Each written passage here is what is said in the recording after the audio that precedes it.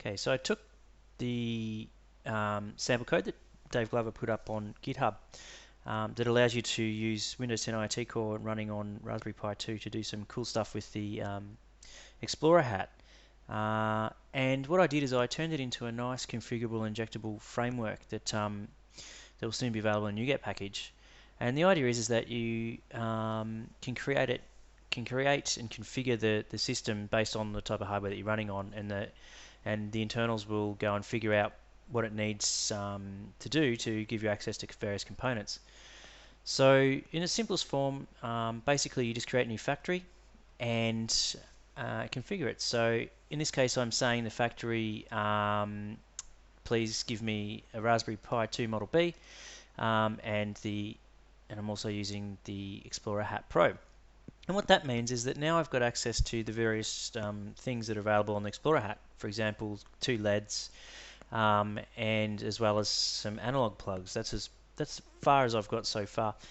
What's interesting about this framework is that you can actually integrate it into your own system's dependency injection if you're using AutoFac. There's just a couple of modules that you need to include depending on your platform, and then you can actually inject these interfaces into your classes, as opposed to in what I'm doing here is manually resolving them. And so basically I can then just ask for the various components. So I ask for a red LED and the green LED, and then if you have a look down below, you can see that I can just turn them on and off just using booleans, and that's all I have to do to actually get those objects.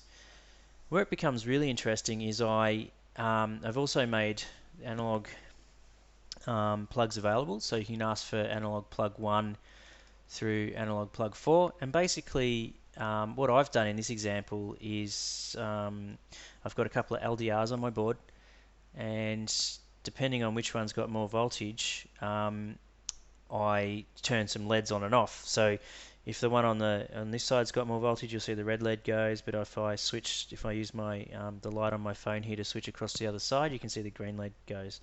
And the way I've done that is, if you have a look on the screen, I just fire up a pretty basic loop. So just while true, and then I just flip through the loop, get the voltage off both of them, and then just do a simple calculation to see which one has more voltage, and I switch between the LEDs. And of course, if they're both roughly even, then I try and turn them both on, so it sort of looks like it's moving across.